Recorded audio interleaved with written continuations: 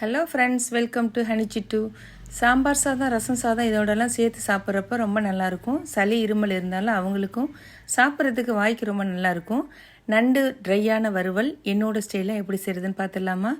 இதை செய்கிறதுக்காக 1 கிலோ நண்டு வாங்கி ஃபுல்லாக க்ளீன் பண்ணி எடுத்து வச்சுட்டேன்.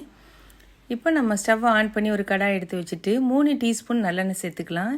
எண்ணெய் சூடு வந்ததும் 1/2 டீஸ்பூன் சோம்பு, கொஞ்சமாக கருவேப்பிலை போட்டு நல்லா பொரிஞ்சதுக்கப்புறம் இந்த கழுவி வச்சுருக்கோம்ல அந்த நண்டையும் நண்டோட பெரிய கால் இது மட்டும்தான் இதில் சேர்த்துருக்கேன். இதை சேர்த்து நல்லா வதக்கி விட்டுடலாம்.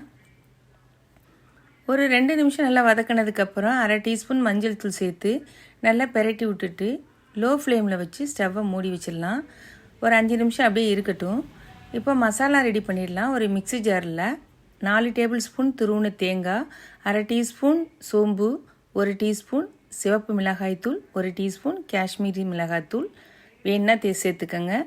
ஒரு சின்ன வெங்காயம் 15, ஒரு சின்ன தக்காளி அதையும் கட் பண்ணி சேர்த்துட்டு இது போல் பேஸ்ட்டு போல் அரைச்சி எடுத்துக்கலாம். இப்போ 5 நிமிஷம் கழித்து மூடியை ஓப்பன் பண்ணிவிட்டு இந்த பேஸ்ட் அதில் சேர்த்துட்டு ஒரு 2 நிமிஷம் நல்லா வதக்கி விட்டுட்டு இந்த மிக்ஸி ஜார்லாம் கழுவிட்டு 1 கப்பு தண்ணி சேர்த்துக்கலாம். இதை நல்லா பெரட்டி விட்டுட்டு தேவையான அளவுக்கு உப்பு சேர்த்துட்டு மூடி வச்சிடலாம். இப்போ ஒரு 5 நிமிஷம் வரைக்கும் அப்படியே இருக்கட்டும். அதுக்கு இடையில நம்ம அப்பப்போ லைட்டாக ஓப்பன் பண்ணி பெரட்டி விட்டுட்டே இருக்கலாம். ஸ்டவ் மீடியம் ஃப்ளேம்லேயே இருக்கட்டும்.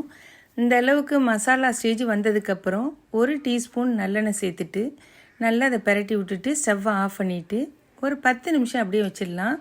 அவ்வளோதான். இப்போ எடுத்து சாப்பிட்டு பாருங்கள், சூப்பர் டேஸ்டியாக இருக்கும். இந்த மசாலாவே தொட்டு சாப்பிட்றதுக்கு ரொம்ப நல்லாயிருக்கும். கண்டிப்பாக நீங்களும் இதை ஒரு தடவை ட்ரை பண்ணி பாருங்கள். இந்த வீடியோ பிடிச்சிருந்தா லைக் பண்ணிக்கோங்க, உங்கள் ஃப்ரெண்ட்ஸுக்கும் தேவைப்பட்டால் ஷேர் பண்ணிக்கோங்க. மறக்காமல் நம்ம சேனலை இது வரைக்கும் சப்ஸ்கிரைப் பண்ணலைன்னா சப்ஸ்கிரைப் பண்ணிக்கோங்க. Thank you friends.